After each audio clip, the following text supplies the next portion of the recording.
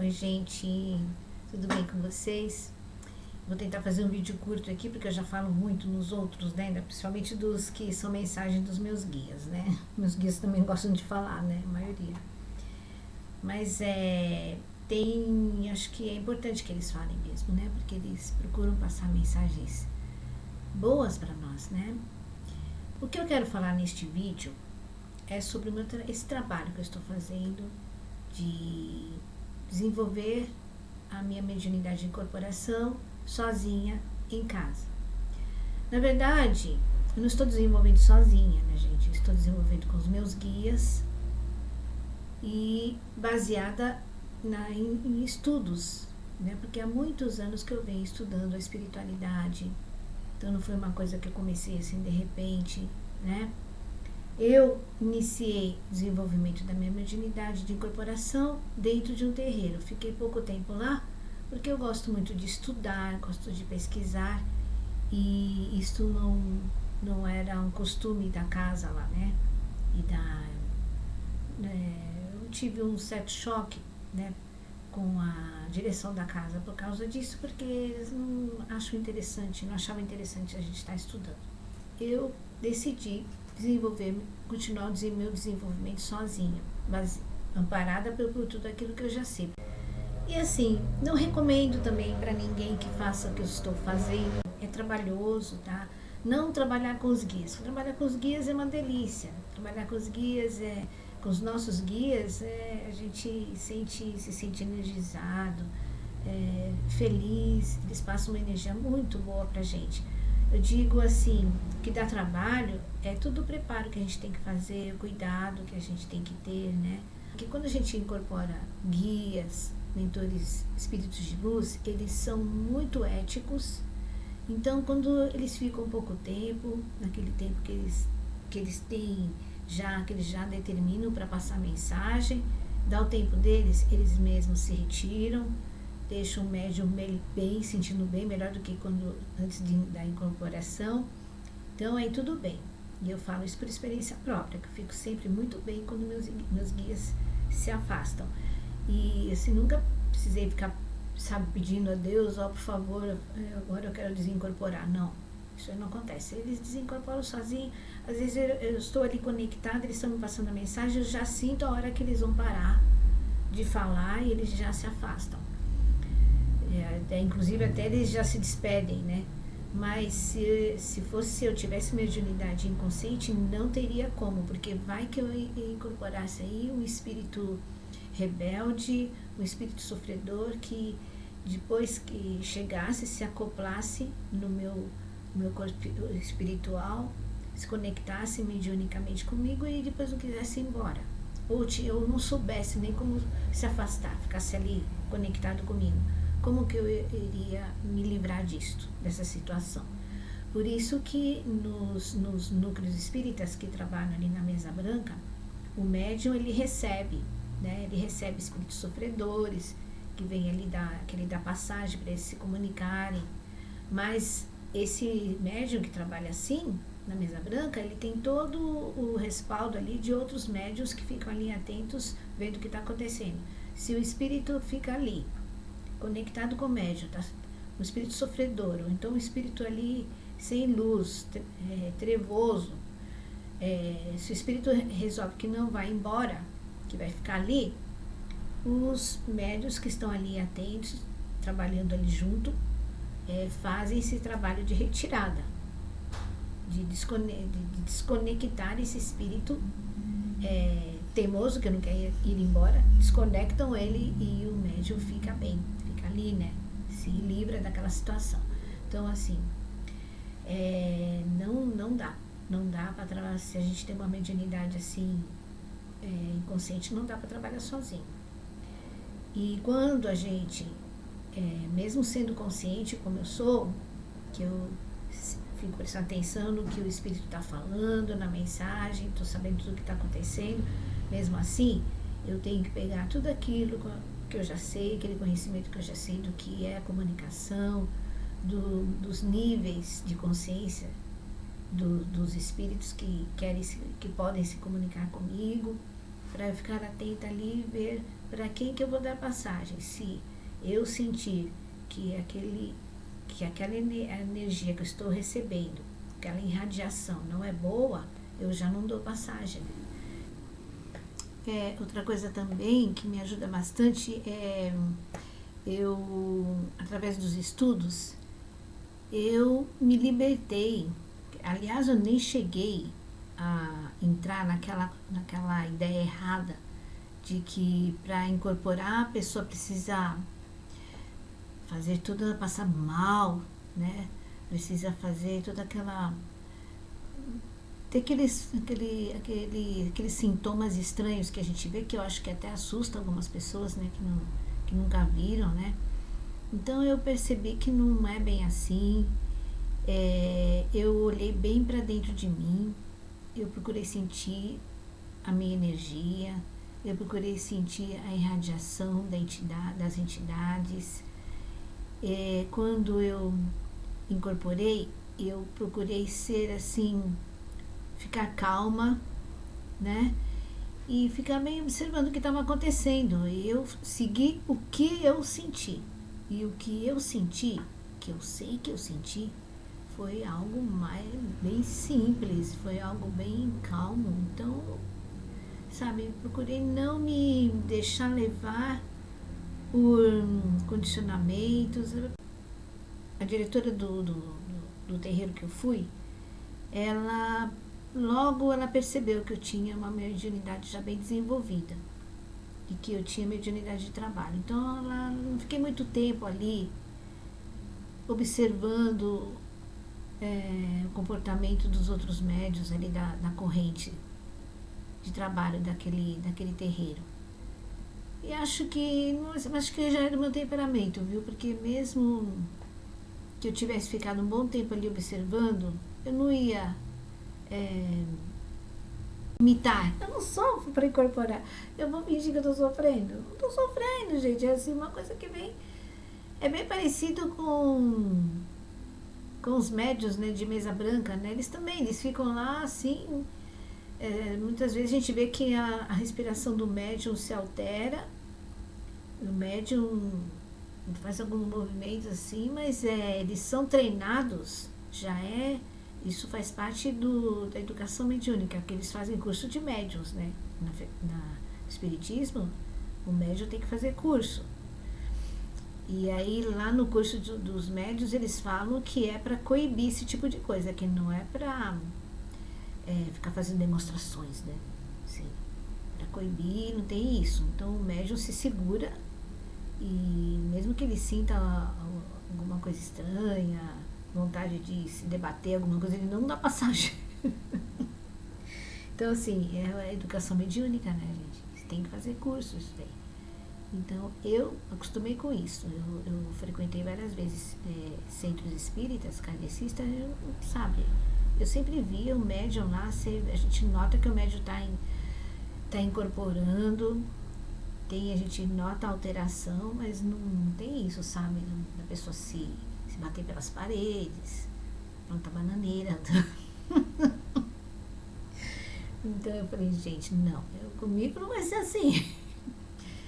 E não tem que ser assim, entende? Então quando eu vi que era isso que estavam esperando de mim, aí eu falei, bom, então não é comigo, então eu estou no lugar errado, então eu saí.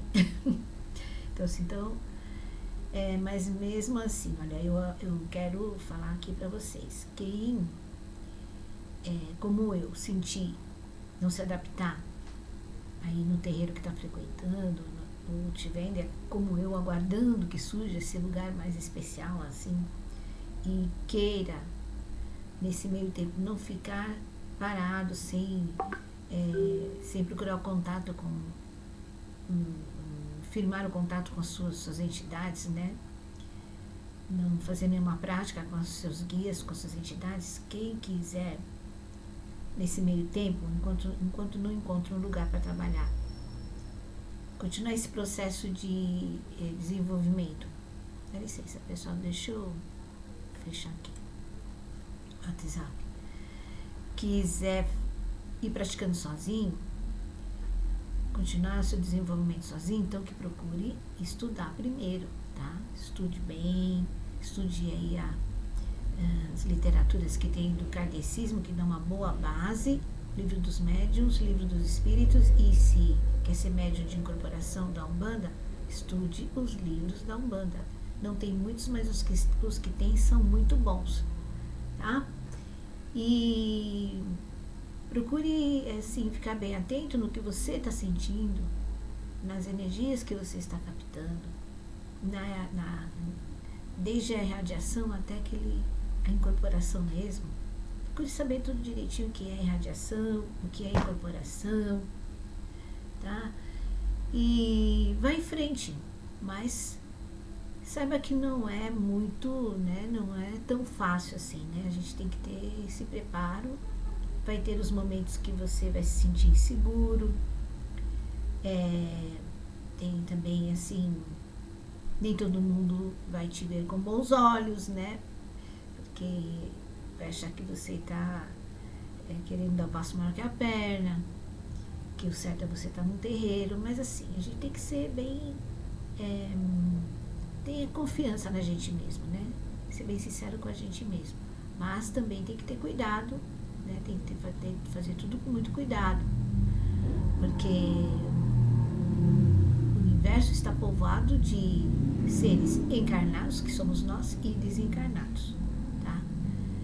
E se a gente não consegue saber ao certo qual é a índole, qual é o temperamento, qual é o caráter de uma pessoa que está encarnada, que a gente está ali conversando, muito menos a gente vai saber de alguém que está invisível, né? A gente só tem mesmo que prestar atenção na nossa percepção, né? E tem que se preparar também, mentalmente, emocionalmente, para criar aí uma autoproteção, uma força magnética que não facilite, que atrapalhe, que bloqueie a conexão desses seres que estiverem numa baixa vibração. Então aí a gente tem que estar sempre no horário de vigiar.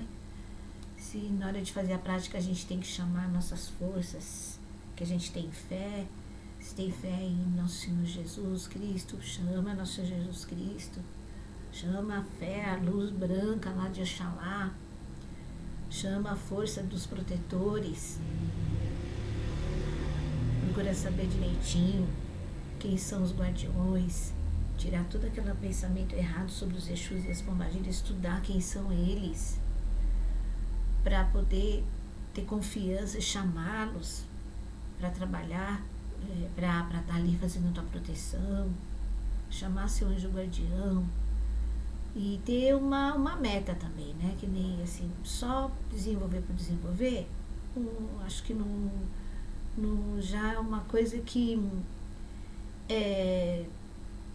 uma porta aberta pra gente cair muito no ego, sabe, na coisa assim, só por desenvolver a minha mediunidade de corporação, só para dizer que eu tenho mediunidade de corporação, né? Eu acho que é um pouco, não é muito bom fazer isso, sabe? A gente tem que ter uma meta. Por exemplo, a minha meta, porque eu já tenho meu canal, o Gaia Cosmopolita, onde eu já procurava passar mensagens elevadas, né? Para passar esperança, ânimo, coragem para as pessoas, né, que chegam aí no meu canal. Então eu já tenho esse trabalho. Eu só quis fazer ele de um jeito diferente. Além dos vídeos que eu coloco eu falando coisas positivas, eu achei que seria bem legal também, já que eu tenho guias que querem trabalhar, dar passagem para meus guias também trabalharem, por que não? Então eles também, né, liberei assim, abri uma porta, né, a porta da minha mediunidade, para que eles venham também e passem mensagens que com certeza vão ser mensagens muito mais elevadas do que aquelas que eu possa passar, né? Eles são espíritos elevados, né? Tem muito mais conhecimento, tanto que os vídeos que eu estou incorporada, até o meu jeito de falar é bem mais solto, bem mais, eu acho bem interessante, dá para notar a diferença. Mesmo quando todos os meus vídeos que eu estou inspirada, saem, sou muito mais eloquente, muito mais facilidade para falar, sai muito mais fácil. Isso sempre foi assim. Mesmo quando eu não sabia que eu estava ali, eu sabia que eu estava inspirada, mas eu não sabia quem era, né? E não tinha também assumido isso, falar, olha, eu estou incorporada, ou irradiada, né? Então, mas sempre foi assim. Quando isso aí eu já sabia, mesmo antes de desenvolver minha incorporação. Então eu só continuo fazendo esse trabalho e desenvolvendo cada vez mais. E dando passagem para os meus guias e ajudando a divulgar a Umbanda. E isso também é uma das metas desse trabalho que eu estou fazendo, do meu desenvolvimento aqui, minhas práticas que eu faço aqui em casa, é fazer esses vídeos e com eles ajudar a divulgar a Umbanda como uma prática muito séria, muito bonita, e ajudando a tirar muita coisa e muita ideia errada que foi formado em torno da Umbanda, né? Desse trabalho de incorporação, das entidades, dos guias, né? Tem muita ideia errada sobre isso. Ajudar as pessoas a verem de uma forma mais bonita, de verem o lado verdadeiro, elevado da Umbanda. Esse é o meu trabalho. Então acho que é por isso também que meus guias estão me dando tanta força e estão vindo também para falar, né? Vindo, se comunicando e passando as mensagens, porque eles sabem que a minha intenção é elevada, a minha intenção é muito positiva. Então é isso, pessoal. Então o que eu posso dizer? Resumo, eu posso dizer. Se você tem mediunidade de incorporação, já sabe que tem. Você foi num terreiro e lá você começou a desenvolver e você não se adaptou e quer continuar desenvolvendo sozinho em casa enquanto você não acha outro lugar para você estar frequentando. Então o que eu posso dizer é isso. Procure estudar bastante a literatura espírita kardecista, o livro dos médiuns, o livro dos espíritos e também a boa literatura que existe sobre a Umbanda, tá? Sobre as práticas, sobre os guias, as linhas de trabalho, os orixás, tudo, procure estudar. Não vá assim, sem conhecimentos não, tá? Não vá só com a cara e a coragem não, porque pode dar problema sim. Tá bom? Então é isso aí.